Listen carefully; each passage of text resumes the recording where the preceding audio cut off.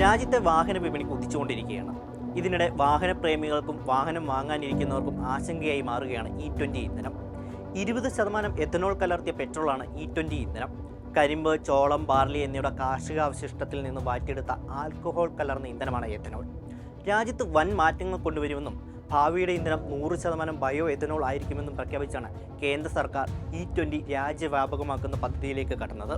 Ethanol blended petrol പദ്ധതിയുടെ ഭാഗമായാണ് E20 ഇന്ധന പദ്ധതി രാജ്യത്ത് അവതരിപ്പിച്ചത്. എന്നാൽ രാജ്യത്ത് E20 പെട്രോൾ വിൽക്കാനുള്ള സർക്കാരിൻ്റെ പദ്ധതിക്ക് വേണ്ടത്ര ജനപ്രീതി ഇല്ലാതാവുകയാണ്. E20 ഇന്ധനം വാഹന മൈലേജ് കുറയ്ക്കുന്നു എന്നതാണ് ഇതിന് കാരണമാകുന്നത്.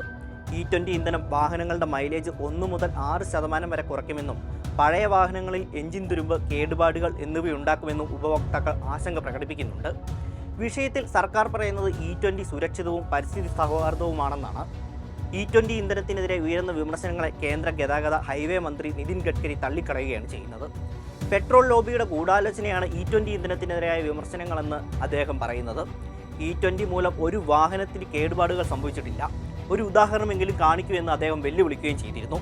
എന്നാൽ ഗഡ്കരിയുടെ കുടുംബത്തിന് കരിമ്പ് കമ്പനികളുമായി ബന്ധമുണ്ടെന്ന ആരോപണവും ഇതിനിടെ ഉയർന്നു വന്നു. എഥനോൾ ചേർത്ത പെട്രോൾ ഉപയോഗിക്കുന്നത് വാഹനത്തിന് ദോഷമാണെന്ന തരത്തിൽ നിരവധി ചർച്ചകളാണ് സോഷ്യൽ മീഡിയയിൽ നടന്നത്.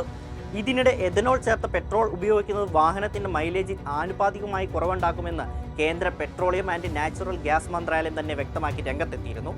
ഫലപ്രദമായി എഞ്ചിൻ ട്യൂൺ ചെയ്യുന്നതിലൂടെയും E20ക്ക് അനുസൃതമായി എഞ്ചിൻ ഘടകങ്ങൾ ഉപയോഗിക്കുന്നതിലൂടെയും പ്രശ്നപരിഹാരം ഉണ്ടാകുമെന്നാണ് മന്ത്രാലയം പറയുന്നത്.